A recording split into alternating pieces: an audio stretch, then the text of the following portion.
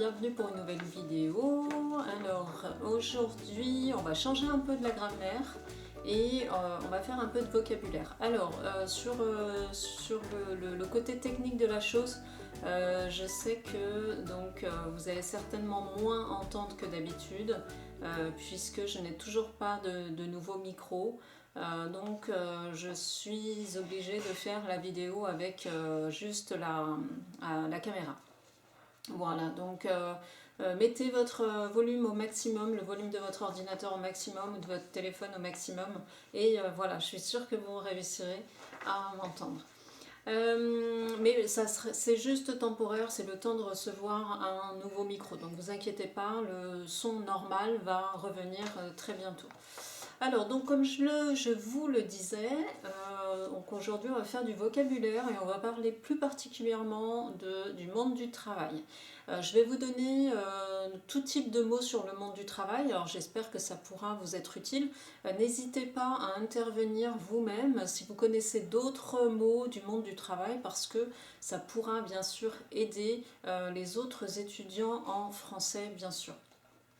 Alors, tout d'abord, dans le monde du travail, donc le travail, synonyme du travail, donc ça peut être un métier par exemple, le métier, ou alors la profession, ou alors un emploi masculin, ou alors, donc là, un peu plus familier, le job, voilà, c'est le mot anglais qu'on a repris, et ensuite le boulot, donc là c'est très familier, attention à n'utiliser qu'à l'oral. Voilà, donc par exemple, si je recherche un emploi, qu'est-ce que je vais faire? Eh bien, je vais consulter les petites annonces sur Internet, par exemple, et je vais consulter plus particulièrement les offres d'emploi. Donc après, je peux envoyer ma candidature. La candidature, qu'est-ce que c'est? Eh bien, c'est d'envoyer une lettre de motivation plus un curriculum vitae. Voilà. Sachez qu'en France, si vous postulez, on va vous demander très souvent quand même d'écrire des lettres, c'est-à-dire de faire une lettre manuscrite. Voilà, donc une lettre écrite à la main. Donc ça, normalement, c'est précisé. Si vous n'avez pas de précision, vous pouvez envoyer votre candidature par mail. Voilà. Alors, donc, je vais postuler à un emploi par exemple, de secrétaire. Postuler. Ensuite, je peux passer un entretien d'embauche. Et après, je vais trouver un emploi. Le contraire, je vais perdre mon emploi. Donc perdre mon emploi, j'ai différentes situations. Par exemple, si je perds mon emploi, je peux démissionner, c'est-à-dire que c'est moi qui décide de partir pour des raisons personnelles par exemple, ou alors je peux être licenciée, c'est-à-dire que c'est le directeur, ça veut dire que c'est le recruteur ou le supérieur hiérarchique qui va me licencier, c'est l'entreprise qui va me licencier ou qui va me virer. Attention, virer c'est un peu plus familier, donc à n'utiliser qu'à l'oral.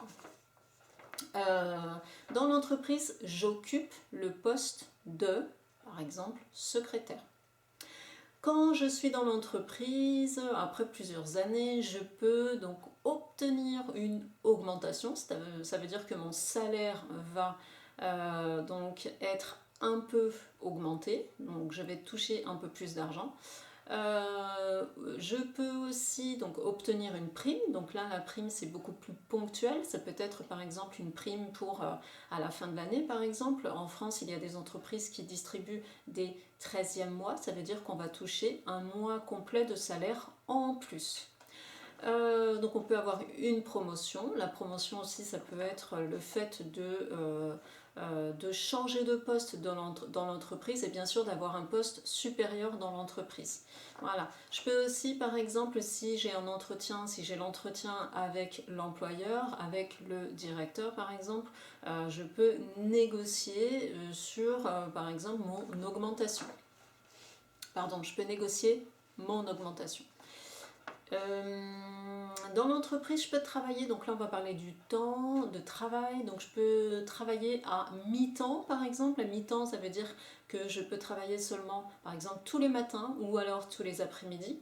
Je peux travailler à temps partiel. Temps partiel, ça veut dire que je peux travailler par exemple 10 heures par semaine, 8 heures par semaine, mais en tout cas, c'est vraiment un petit nombre d'heures dans la semaine.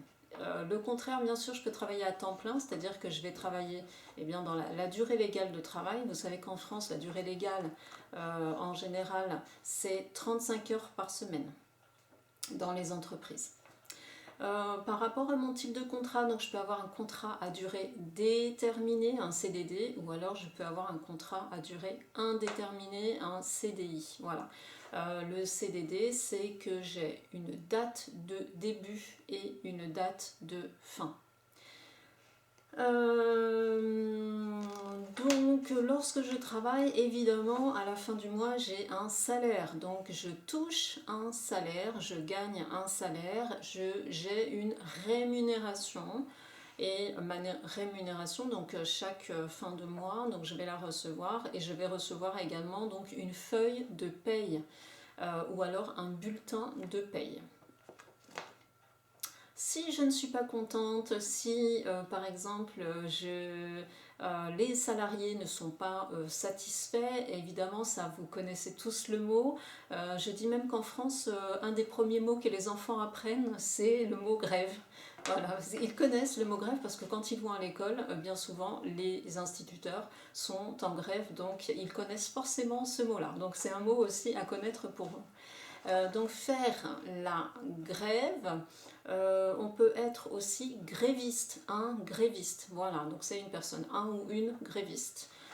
On va revendiquer, donc on va revendiquer, ça veut dire qu'on va faire des demandes, on va demander des choses quand on est gréviste, et on peut aussi donc manifester. Voilà, je vais aller manifester, je vais aller dans la rue pour exprimer mon mécontentement, mon désaccord avec l'entreprise. Alors, c'est tout ce que j'ai pour l'instant. Qu'est-ce que je peux vous dire encore? Oui.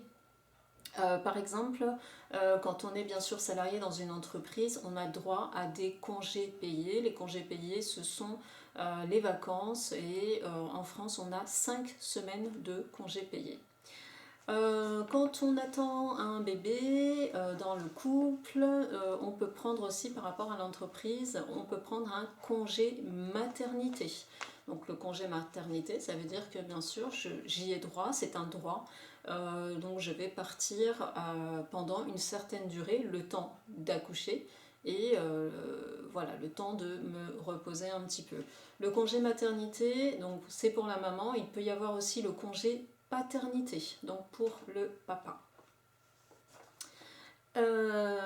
Si je suis par exemple malade dans l'entreprise, donc je vais aller chez le docteur et je peux avoir un arrêt maladie. L'arrêt maladie, c'est lorsque je vais donc rester à la maison, mais j'ai un certificat de la part du médecin qui prouve que je suis réellement malade, donc un arrêt maladie.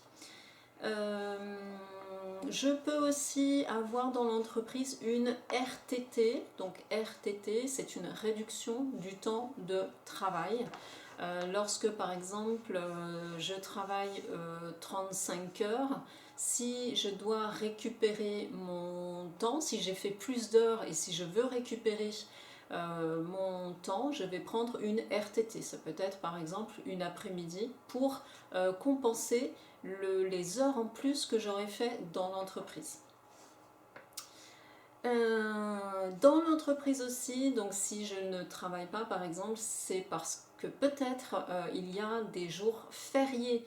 Donc vous savez qu'en France il y a beaucoup de jours fériés, surtout au mois de mai, donc on a beaucoup de jours fériés.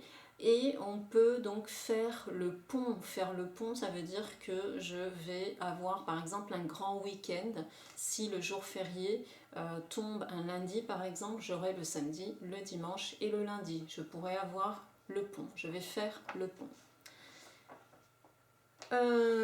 Écoutez, oui, alors si, par contre, j'ai encore ça, c'est des questions par rapport donc, à la profession. Quand on fait la connaissance de quelqu'un, par exemple, on peut lui demander des questions sur son métier. Alors, les questions qui sont donc formelles, déjà, c'est quelle est votre profession? Ou alors, si je tutoie la personne, je peux dire quelle est ta profession. Donc ça c'est vraiment très formel avec une question, un pronom interrogatif, quel. Un peu moins formel, qu'est-ce que vous faites dans la vie? Qu'est-ce que vous faites dans la vie? Ou qu'est-ce que tu fais dans la vie? Ou tu fais quoi dans la vie? Voilà. C'est tout pour la leçon donc sur le travail. Donc j'espère que ça aurait été bénéfique pour vous. Vous savez, il y a beaucoup de mots liés au travail. Donc n'hésitez pas si vraiment vous connaissez d'autres mots, si vous pensez qu'ils sont utiles pour les autres, intervenez sur donc soit dans le blog, soit dans la barre de commentaires de YouTube. Voilà. Évidemment, je vais mettre cette leçon-là de vocabulaire sur le blog, donc vous aurez tout écrit. Donc n'hésitez pas à jeter un œil sur le blog. Voilà, moi écoutez, je vous souhaite un très bon week-end, oui, parce que c'est samedi aujourd'hui, et je vous dis à très bientôt pour une nouvelle vidéo. Salut!